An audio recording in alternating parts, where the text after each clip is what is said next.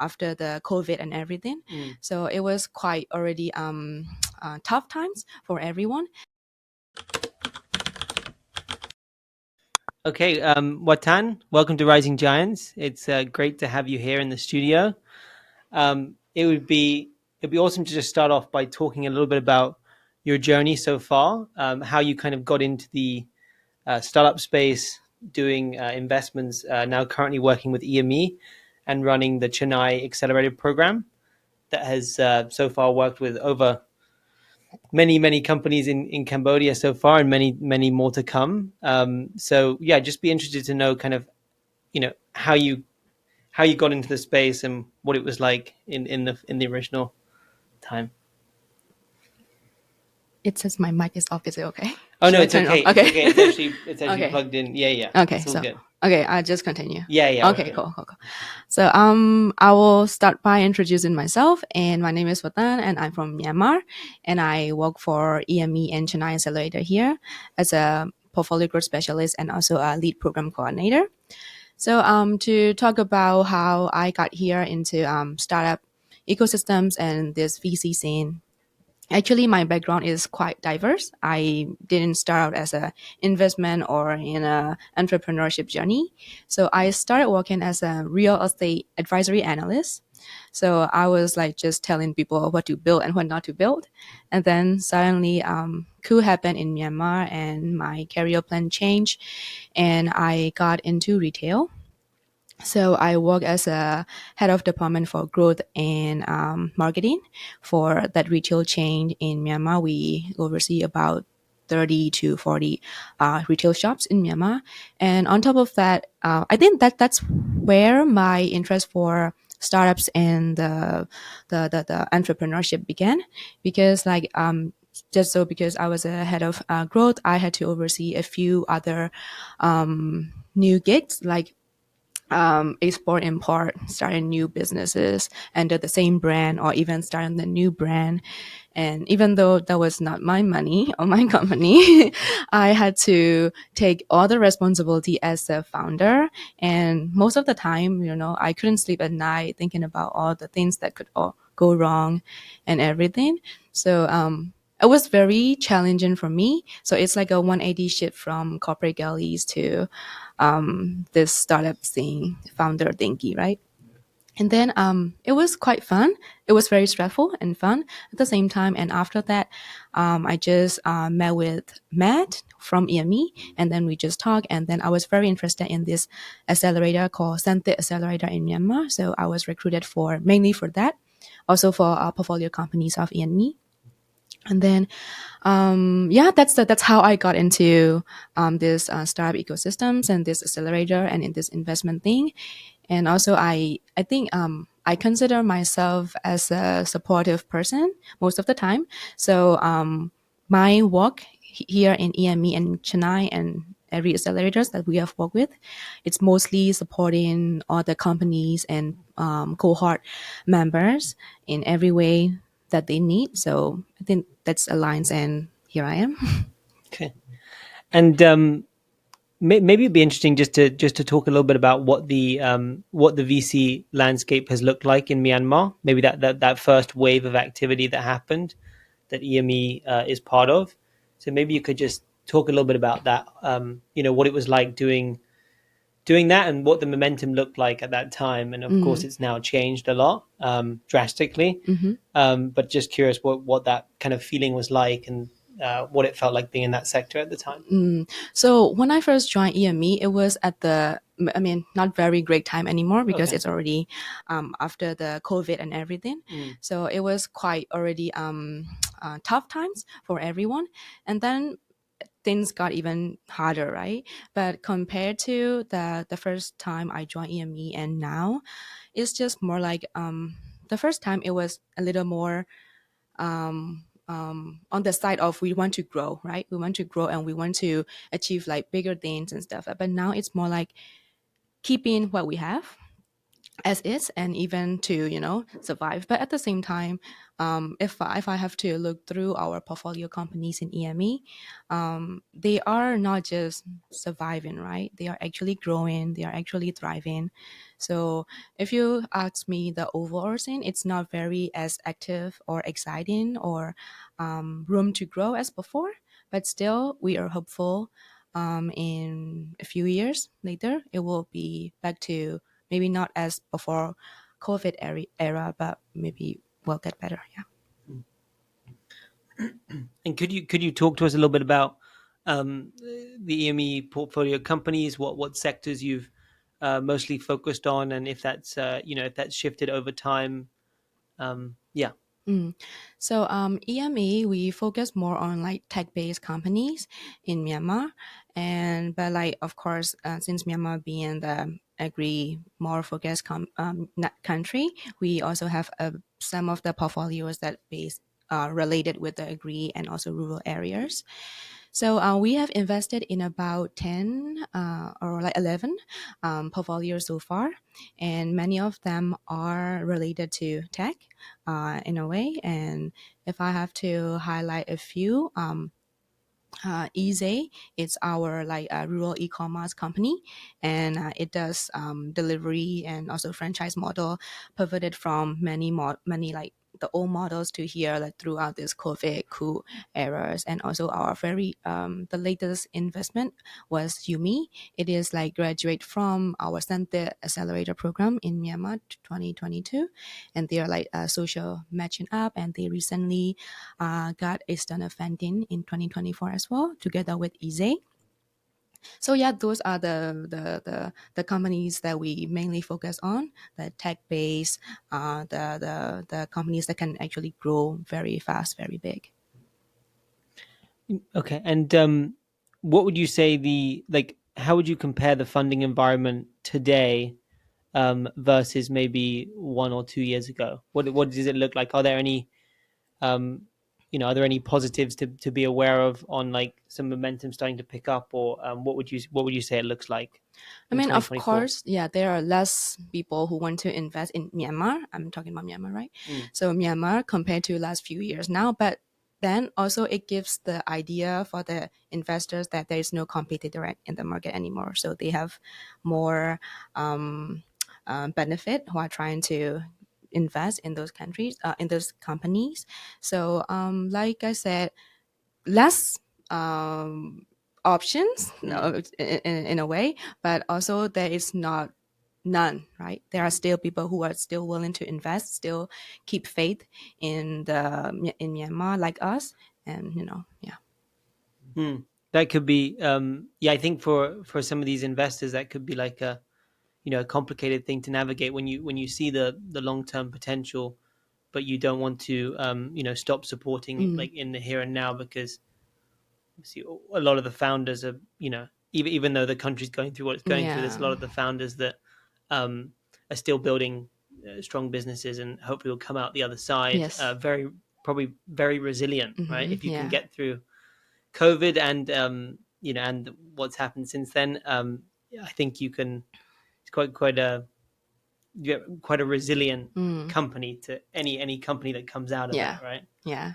So Mm, that's what we have in mind as well. Like, of course, like EME portfolio company is very struggling because everything's happening. The whole world's going crazy in Myanmar. But at the same time, we have faith that they can even grow stronger, because like the things that we go through during this COVID and the coup, it's like nothing, right? mm, So the bond that we build together and the trust we have in each other and belief, right? So that's something that's we get out of this whole chaotic era. So mm, we believe in each other more, we rely on each other more, and that's something that I am kind of very proud of our portfolio companies. They are like no quitting, right?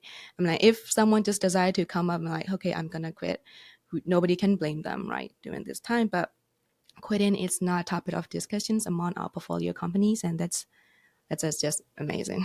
mm. And maybe shifting gears a bit, let's like talking about you're now spending more time in Yeah. Cambodia, and the work that EME is doing here, and also you having set up Chennai. So what's that been like, kind of coming into Cambodia and you know observing the differences between the founders here Mm. and the investment landscape? what would you say are some of the things that kind of surprised you in the first in the first year or so, Mm-mm. being here and dealing with this environment? Okay. So I've been to Cambodia for like 5, 6, 7 times last year, but Mm, I didn't live here. But I just moved here, right? So I'm spending more time with our programs and program participants and everything. So it's I'm learning a lot. So I must admit before I came here, so I try not to think too much to avoid biases. And then when I actually came here, it's like it's to my surprise as well, like the founders, the startups, everyone, everything, it's not very different from Myanmar and Khmer founders. And like they are very hardworking, like coachable, hungry to grow. And then so that kind of things are quite similar, but like compared to Myanmar, like because we are used to uh, uh, having difficult things in Myanmar, but like in here, it's a little, how should I put it? Not as difficult. I'm not yeah. saying it's easy here. It's not easy here as well. But like, so that kind of just a very, very tiny differences. But like most of the things that I have observed so far, the founders, their mindset, everything is relatively not very different, but Mm, the investment side of the thing, of course there are a lot of opportunities happening here, and also the country is developing more and more people are more interested in here. So that kind of thing, the founders have more opportunity, more options, and they can choose, right? So yeah. and I'm curious, what do you think the overall interest is of Myanmar based companies, startups, investors looking to kind of diversify and expand in the region? Is Cambodia one of the top picks, or is it Thailand? Is it Philippines, etc.? I think it depends on the sector, Mm, right? So far, what I have observed is that many of my friends are running their own businesses as well. If they are like F&B or some kind of digital marketing or agency thingy, so they want to expand to Thailand first, because like many of Myanmar are living there now, and also businesses like, for example, like the big F&B chains are opening in Thailand, Bangkok, and so they think there's a market there, and there actually is, but still not, the talent's already very developed, right? It's hard for them to start their new thing there with only the handful of Burmese business owner and Burmese people there. So that's one thing. And to Cambodia, I see a lot of like businesses, people coming in here, like trying to expand. Even our one of the portfolio company, NFF, Natural Fan Fresh, which is a chili manufacturing company, they are also looking at expanding here. So that kind of thing, though, depending on the nature of the businesses and also their target market. So it's Thailand and Cambodia. It's like some interested in Thailand more, some interested in Cambodia more. But I see more are like weighing more on Cambodia. mm, okay. Yeah, that's a really interesting observation. And what would you say are some of the? I mean, you kind of touched on it earlier, but what would you say some of the unique characteristics are of a Khmer founder versus like a Burmese founder? Are there any kind of like things that stick out that Mm. both maybe on the constructively critical side and also on the positive side? Mm. So, to be honest, in Myanmar, what I have dealt with like is not very new companies, right? The people we already see in the ecosystem, in the market, the portfolio companies, the companies in the program. Mm, So, and then like they kind of Burmese people, I think it's just a cultural thing or something. So Burmese people can tend to be more obedient or like they don't argue much mm, when it comes to like something, but here it's a good thing, it's totally a good thing, like they express their opinion more, like mm, okay, let's say we are now doing mentoring period in Chennai, so let's say you do this, we suggest you do this, we suggest you do that, but that they will come up with, no, I don't want to do this, no, I don't want to do that, and this is what I've been doing all along, and this is the thing that they want to do more and stuff like that. But in Myanmar it's a little rare for people to come up with their um, suggestions, their own suggestions or like opinions. But here we have, maybe because like founders here or people here are more exposed to international market and all the opportunities, so they know what is the best for them, and they try to achieve that. I think that's a good thing. Okay, that's a good segue into Chenai. So maybe you could just give the audience a bit of an understanding on what that is, the accelerator, and what the goals are of it, and some of the companies that you're excited to be working with via the accelerator. So Chenai Accelerator, it's a gender smart accelerator, and we have been doing our accelerator programs here for 2 years, and we are now in the second year midway. And for the first year, it was funded by Sasakawa Peace Foundation and ADB Frontier, and we give out 105,000 USD pure grant every year. So 105,000 last year and 105,000 this year. But this year we have more funding partners: CapRed, Australian Aid, USAID, Harvest 3, Kama Enterprise, and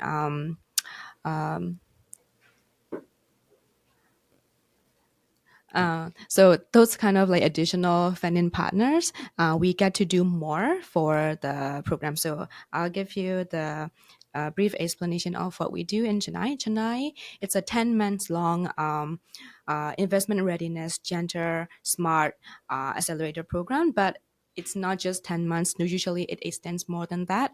So last year, even though the program period was 10 months, that even after the 10 months, we continue support to our top 2 companies to get into their in partnership with some kind of international investors or organizations to expand their businesses. And one of the company that we assisted is doing really well, and they're finalizing their partnership agreements and all, so they can expand to the other countries as well. So that kind of thing that we do. And then Chenai is like built with the data-driven result that EME has been dealing with 300 plus startups with the 5,000 plus mentorship hours that we have supported so far. And so it is designed systematically to support the Chenai, the Cambodian founders with the areas that they actually need. So it is built with the funnel approach. And the application stage, we accept around 100 applicants, and then they all get access to our Chenai Resource Hub for lifetime. They can read whenever they want. It's like 40 plus modules and templates that they can use throughout their life. And then after that, we choose like 20 companies from 100 companies, and they go through a curriculum stage, which we partner with Village Capital.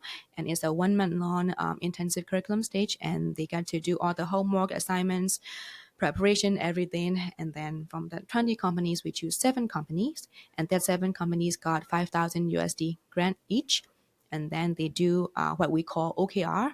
So we set the things that they want to achieve within this 2 months period. So it's not like we are setting the new things or new targets that they have to achieve. It's just that Chenai involved in their operations and their initial goals, and we just help them achieve them better, more effectively and more efficiently. So after 2 months, we do a pitch day as a closed pitch day, nothing fancy. And then we choose 4 company more, and they get 10,000 USD each.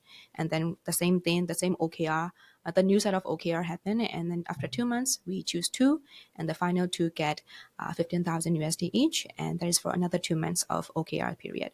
So that's 10 months. But then this year, we are expanding into like 6 or 8 months more with the additional capacity building trainings, including like taxations, HR, every possible training that the founders could possibly need with the local and international experts. And also there will be a few more networkings and the trade shows to help them connect more and build the Chenai community in Cambodia. Yeah. Yeah, thank you for giving that background with Chai. I'm curious, just from your experience here as well, what would you say are the key foundational pillars that I'm assuming that the primary amount of startups that you're working with are pre-revenue. What would you say are some of the primary like foundational pillars that you stress to these startups from the very beginning in order to be prepared for running a business in the long term? So in Chenai, the companies are very different. Some are very early stage. Some have been in the industry running their business for 10 years. So the difference is very huge. So the one thing about Chennai is we don't have like one size fit all for our companies. It's just like different tailor-made mentorship advices for one company, every company, right? So some companies that which are if they are really early, we try to help them build their brand in the market first, because like I think it's very important for me because I come from marketing and branding background. So I help them build their branding more solidly, because like of course all the other things are as important as well, but I feel like it's important to position your brand very rightly from the very start so that you can grow eventually. And then also some companies in our stage we are, of course, yes, the program, the whole purpose is to make them investment ready, but at the same time some companies do not want investment at this stage yet. So we try to get them like additional support from these other organizations in the ecosystem or the actors, and in order for them to survive a little longer till they are ready to get investments or raise fund. So in that case, we try to help them measure the impacts, because like that is the thing that they started all of their businesses because they think they want to make impacts in specific areas, and it is very important to track from the very early stage that which area that they are impacting and what are the results that they want to achieve in this period of time. And as my role, I help them identify what is the change they want to make and what is the areas that they want to achieve or impact in a way, because Chenai, as being a gender smart accelerator, and we imply gender lens practices a lot throughout the program, like 10 months. Every time we talk, we try to think from that area, that side as well. So that is part of the many things that we prepare for them throughout their journey, regardless of their stage, like early or little mature or even the big companies. Yeah, what we've come to see as well is that the marketing bucket is it's very important for startups, and we've noticed that, you know, especially across a lot of industries, it's kind of a gap. Whether the gap is just actually doing the marketing or if it's the process in which you're supposed to do the marketing. So I would say for Max and I, we do see that there's a huge opportunity for that kind of capacity building for startups across all stages. I'm curious to also get your perspective on setting up with corporate governance and proper tax compliance as well. With a lot of companies here, especially that have started out in the early stages too, the focus isn't necessarily, maybe is just to get the business off the ground and running, but then it comes to a point where you do have to follow through and properly go through the process of setting up the company too. So I'm wondering if you run into any of those situations and your approach on that. So I think tonight correct me if I am swaying away from your questions. So Chenai is actually fitting into that gap that you just mentioned. So what I have observed so far is that in this ecosystem in Cambodia, there are a lot of actors and a lot of organizations that have been the companies in the ideation stage or very early stages. And then afterward, there are like huge investors and organizations that focus on actually bigger, more mature companies. And those in between, after that initial stage and before they can actually grow, I noticed that there's a huge gap in those two things. So I think Chennai is where we try to fill that gap with equipping with all the necessary skills. And also the one common thing that we receive from many of our companies is that they can't even register the company and they don't know how to start and where to start, and also it's expensive and all kind of thing. So we're trying to fill the gap, like how to do it. I mean, like we probably cannot give registration fee for everyone, but like we're trying to help them do the things more easily and more smoothly. And so Chennai is trying to fill that gap in between, right? So now that they know how to, they know what they want to do, and then they need to grow. That's the time when they're trying to find their product market fit, trying to scale and actually get the paid users, grow and scaling, all those kind of things where it's very important. The decision that you made during that time will make your future even smoother or more challenging, right? So that's where Chenai came in and trying to fill the gap.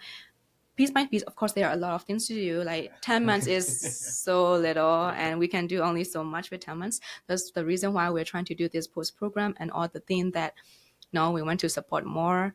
So yeah, I think Chenai is on the right path and doing the right thing. Yeah, absolutely. And speaking of like investment readiness as kind of like the third bucket, in terms of mentors that you have that are part of the program, how has it been either recruiting them or I guess who do you look for as someone that can help support these startups that are in your program? So for mentoring part, there are 3 OKR stages, right? I mentioned before. So all those 3 stages, 6 months, EME team lead the mentoring sections. And of course, there are like meet up with the industry experts or some kind of like talk show seminars we do from time to time during those periods. But EME being already an investors and leading this ESO, so this kind of thing is kind of like a right balance where we can give the right advice as an investor, and also we can also help them measure their impact as an impact accelerator. We are here. So, and also for the other instructors and mentors, we also look out in the ecosystems. Like for example, we are going to be doing the gender smart, gender lens related classes in maybe around May. So we are talking with some professors who are specialized in gender studies, because we can, of course, like we can do like very, very basic trainings, but like for the in-depth and actually sensitive topics, we rely on the actual experts who can talk more on those specific things. For example, taxation. I cannot do taxation, right? So I have to hire some firm or some experts who can do those. So we are always open to collaborations, and also we have been talking with multiple partners in the industry as well, and we are also actively reaching out to people who can do those kind of trainings. Yeah. And what would you say it would be interesting to just understand the differences when we're talking about gender lens. How would you say the overall culture is towards female-led businesses in Cambodia versus Myanmar? Just curious on that. So I think both of the countries are like before. I will talk about Myanmar before coup, right? So before coup and right now, Myanmar and Cambodia are equally getting more exposed to this kind of exercises and tools and everything, like gender lens and how gender is important in when you are trying to build your business or grow your businesses. And it's so many researchers already shown that the organizations or the companies that has the gender diversity or like some kind of inclusion, it's more successful, right? Because like women and men, we are raised very differently, and then the way we think, the way we process things, the way we see the risks are very different. And if there are more women and men in the organizations, it's definitely more beneficial for the company. So that kind of thinking and that kind of approaches are getting more familiar with both Myanmar founders and in Khmer founders. Of course, in Myanmar, everything's stagnant right now, right? So we cannot push more, but there are a few things happening still to focus more on Cambodia. They are already aware of that. So for example, in the application stage, we put in the curriculum, the modules that where they can read more about gender lens and how it works and how it's important. But only the applications, after the application stage, the curriculum stage is where I get to actually talk with the founders, everyone there. And I I give presentation about gender exercises in curriculum stage, I think around second or third week. And then it's surprisingly, they are very familiar with it already, and they are very accepting, and their ideas are also very exciting as well. I was so excited to do that this year, even last year as well. And then, so to answer your questions, people here are more already exposed to that already. But then again, there are a few obstacles or like difficulty when they are trying to achieve that goals still. But I think Cambodia is really, really set for achieving all the goals that we want to achieve regarding this gender lens and all the things that we are planning to do. Yeah. And could you maybe highlight a few of the companies that you're excited about in the current, or maybe in the current cohort, just so we can understand a little bit better about like the types of businesses and the founders that you're working with and what problems they're trying to solve. Okay, so we are now at the 7 company stage of Chenai in 2023. There are 7 companies, so they are like Farm Hero, Camera Grow, Atalia, API School, Boran Care, the Next, and the certificates. Those are the names. So Have them all. Just to list them all. yeah. So I will start from Farm Hero. So Farm Hero, it's like they are trying to solve the problem where the smallholder farmers cannot get the tractor booking on time, and they have to wait very long time to get the tractors that they want to use in their harvesting season, and that's very not ideal for them. So what they're trying to do is that they're trying to integrate all the smallholder farmers into the one booking, and they're trying to book from the tractor owner so that they utilize the machineries to the most effective way, and also the farmers, the smallholder farmers, don't need to be waiting very, very long time to use them. So they are actually they have recently been launched their application, the platform, and they are receiving bookings and trying to make it work. And they recently signed a MOU with Swiss Contact as well, and they are like very involved on ground. The founder is amazing, and she is always on ground talking with the farmers, tractor owners, trying to solve their problems. So I think that's one of the very inspiring founder that I have come across. And another one is a Grow Food. It's very familiar because EME have a portfolio company regarding chili production. So they are like chili production, like chili and other herbs that they can grow, and they dry them with solar dryers. And then they are also trying to explore more export market as well. And the founder is amazing. She holds 3 master degree in food science or something. Yeah. Wow. And then another one is Atalia. And also Atalia is very familiar to us because we have Ise in Myanmar, and this is Ise in Patapam. So he is trying to do franchise model, trying to increase their profit margin and all. And also they are trying to make the most of their logistics the ways by transporting and carrying the products from the province and everything. The founder is very cool as well. Like, he's hardworking. He's a Japanese, but he's been here for like 7-8 years, right? He's very dedicated to Cambodian market. And then another one, API School. It's a school in Siem Reap. So amazingly, this year with the top 7 companies, like 3 or 4 of them are from provinces, Siem Reap, Batapan, and somewhere a little farther than Siem Reap. I'm not gonna pronounce. I'm gonna do it very wrong. So API School is like just when you just briefly think about it, it's just an average international school, right? But then again, it's a little more than that because they have been providing education for the disabled child ever since the very first day, and they have like records and everything.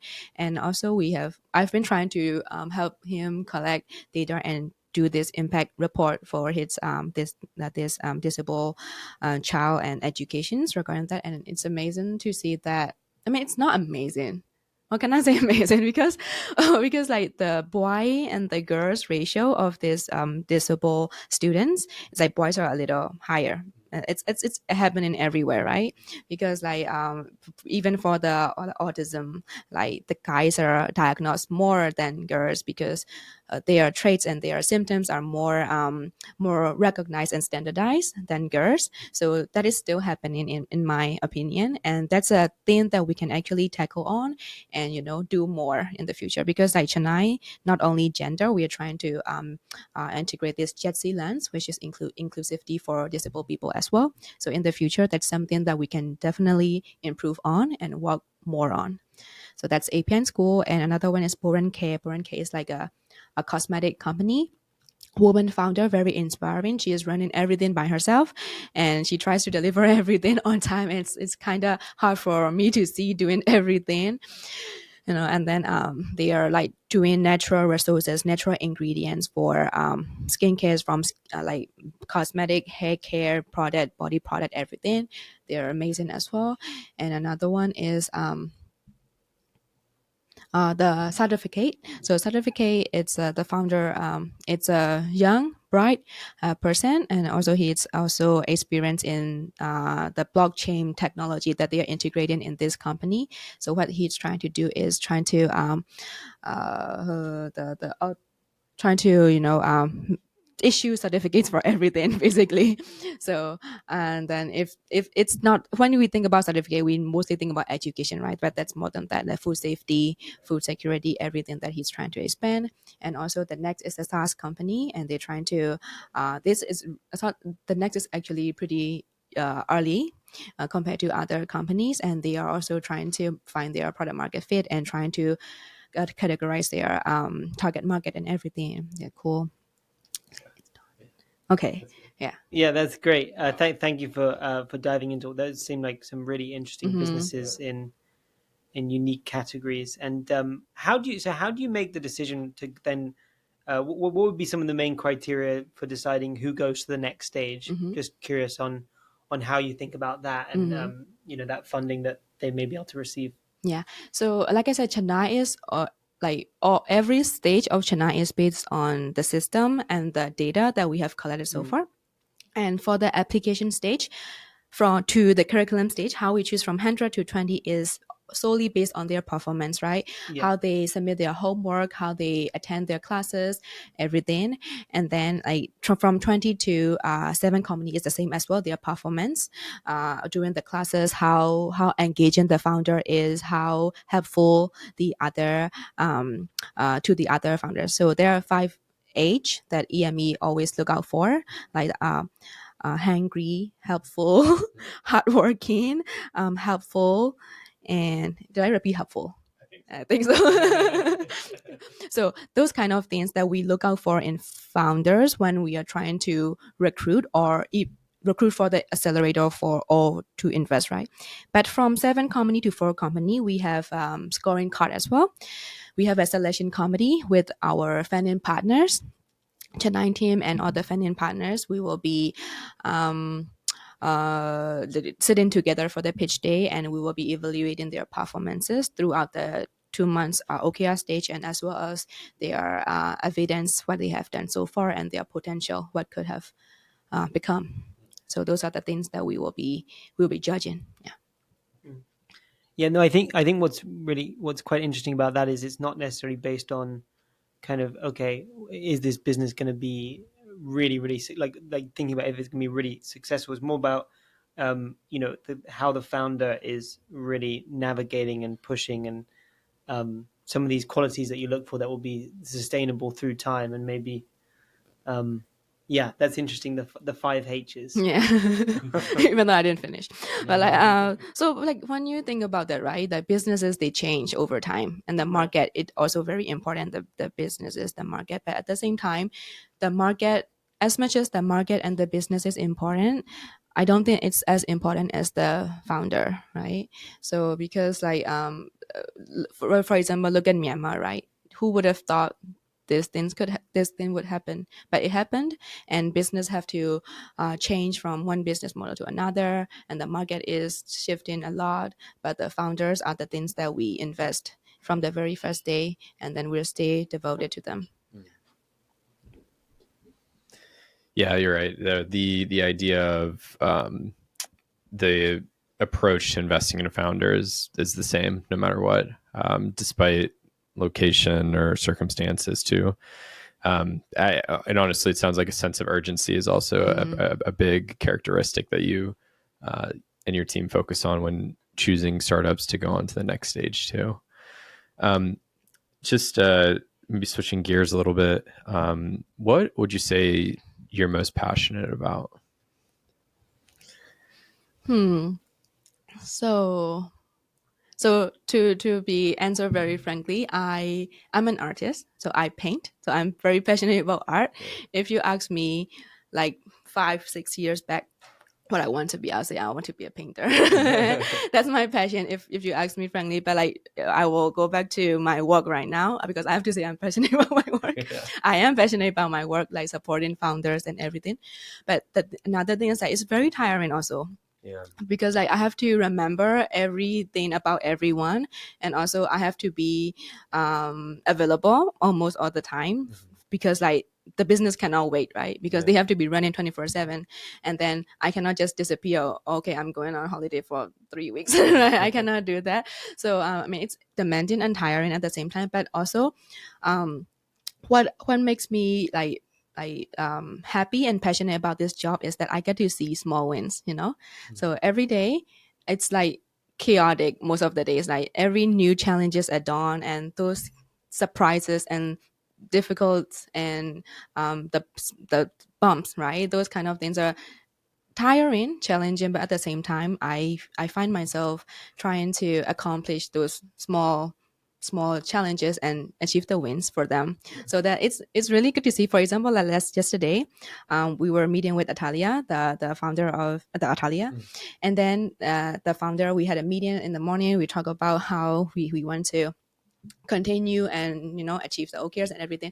And then he said, oh, he competed in another competition, and then he will be receiving the answer that evening. And we were just like excited, like what's gonna happen. And then he won the second place, and he got some funding. So it was like small wins, right? It's not life changing, but small wins. So that kind of thing, it's very very very very exciting for me, and I'm very much looking forward every day, like not to the challenges, but to the accomplishing them, right? It's like playing like the Crash Nitro kart and trying to get a speed bump. It's not very very impactful, but still impactful still. Yeah. Yeah. No, reason I was asking is because throughout the conversation, you like from just being on the other side, you can very much feel and see the passion. And so I'm curious. I just was wondering what what else there is, and running an accelerator too. I mean, the amount of time, dedication, energy, and focus that you have to spread to other people, it's not easy. Like it can definitely be taxing. So what are some of the ways that you are able to kind of recharge the batteries to, be able to come back, whether it's like the next week with a full, steam of energy to be able to, go not only be supported with the passion, but to be able to, come with that same energy. So what do I do to recharge myself? When I'm back home in Yangon, I have two very fluffy dogs. So those are my source of energy, and I spend a lot of time with my family. And I think back home, that's how I recharge myself, right? I spend time with my family. I cook, and I play with my dogs, and also I paint. I draw comics. So that's very relaxing for me. But now I don't have my dogs or my family, so I'm still very new to Phnom Penh. So I'm trying to figure out things to do still. But at the same time, I think, like I said, art is something that I go back to whenever I get tired or like I cannot think straight or overwhelmed. I draw a few paintings, or like I just draw some comics and funny things, and then I feel like, oh, life is not that bad. And then in the morning I go back and I talk with the companies, the founders again. Nothing is as hard as the entrepreneur's journey or like founders. They are facing like 100% worth of difficulties. I'm only facing 50, right? So it's very demanding job to be a founder and entrepreneur. So I mean, someone has to be there for them, and EME and Chenai is very glad that we get to be that person. Yeah, that's really cool that you draw comics. So do you have any specific inspiration of mentors or people that you look up to, that whether it's on the creative passion side of that or on the business side of what you're doing? So for creative side, I think that would be my uncle. So he raised me basically, and then we draw together, paint stuff, and then I think that's how it started my painting journey. And also the comments that I do are more on the SRHR stuff, like sexual education stuff, and that is the kind of thing that that makes me feel like I am doing something, at least, like impactful things for our Burmese women community. So that's something that gets me more passionate about that. And for work, there are a few people that I look up to, like if I have to come like chronologically from when I was working for a real estate company, my mentor, my manager, he's a person that I want to be like someday, like professional, even if that's not professional wise, like he's very caring for the team. And I feel like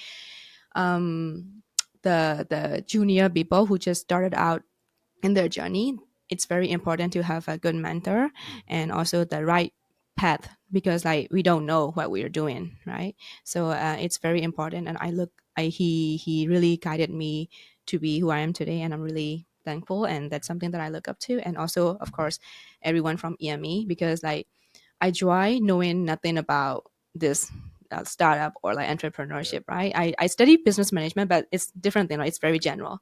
And then I just came in. The only thing I know is I want to support people and help people. And then they guide me step by step through my journey here. And yeah, those are the people that I look up to. Yeah, it's really nice to have like kind of those two channels of influence, you know, with family and on your creative and passion side there, and then for business, being able to have those people early on in your career that have been able to guide you. It's sometimes it takes years for people to find a good mentor or someone to look up to. So yeah, it's a really fortunate feeling to be able to have those people early on when you get started, and especially when you're jumping between being a startup founder or operator and moving over into investments, because like you said, right, it's 50% of the difficult decisions or things that you have to do is on your side, but for the founder it's 100%. So and what would you say has been one of the most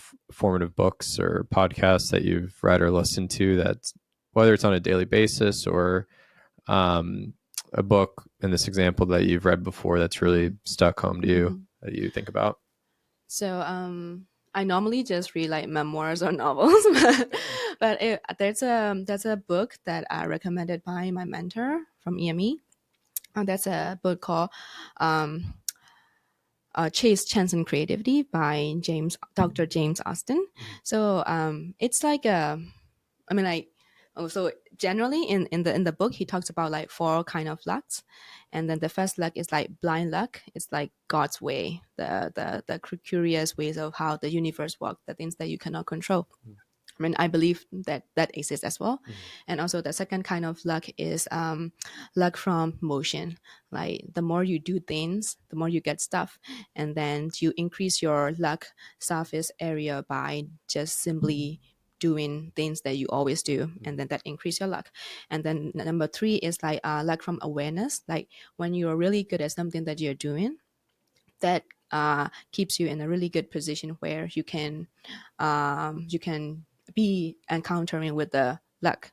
And then number 3 is like luck from uniqueness, like the unique attributions that you put on that tracks luck to you as well. So that's a very brief thing that I remember, right?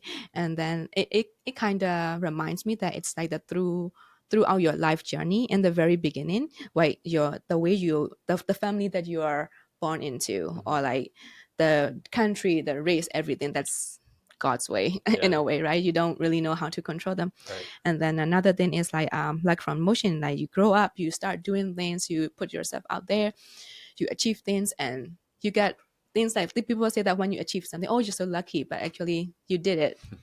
Right. And then number 3 is like awareness, like but the more you do things, the more you repeat things, you get better at those things. And then that keeps you in a position where you can be more achieving things, and then you're lucky again. Right.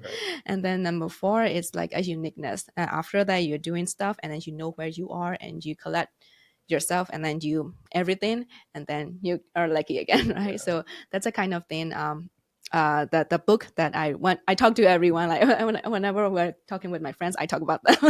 And that's the same book I talk in everywhere. And like it's my mentor who recommended me the book, he always said like, do more stuff and stuff will happen. Like when you just think about it, of course if you do stuff, that will get done, right? But it's one way of thinking. But like what he actually mean is that if you do more things, like keep doing things, and things will get to you. Yeah. You know that. Yeah, that's something Max and I talk about too with the podcast. It's like the consistency part is such a crucial aspect of it, because there are many times where you can be doing something and maybe the return isn't as you imagined it, and as soon as the immediate gratification isn't there, or of whatever it is that you're looking for, but you just have to know, you have to trust the process more or less. And Sure. the more that you put in, and the more consistency that you the more consistent that you are, eventually that section of luck will hopefully come to. And as we close out our episode, we have our traditional closing question, which is, what is the greatest piece of advice that you've ever been given? So I'm not so sure if that counts as advice or it's just more of a code. So it goes like, the only way out is through. So it's relatable to everyone, I think, because like most of the time when things got hard or things don't go your way, you want to go around it, right? You want to go the other way around because this road is so hard for you and you don't want to go anymore. But I believe there is no such thing as way around it. It's just you have to do it, right? So when you're looking for a way out of this mess or chaos, it's a very powerful reminder that it's important when you're facing challenges to go ahead and just face the challenge and then go through it and own it. So yeah, I think that's the advice. Yeah. No, that's fantastic advice. It's very motivational, actually. So thank you very much. And and Wathann, thank you so much for coming on to Rousing Giants today with us. We had a fantastic conversation, learning about yourself, learning about your journey so far with EME and Chenai, and we look forward to seeing you soon again. Yeah. So thank you. Thank you so much for having me.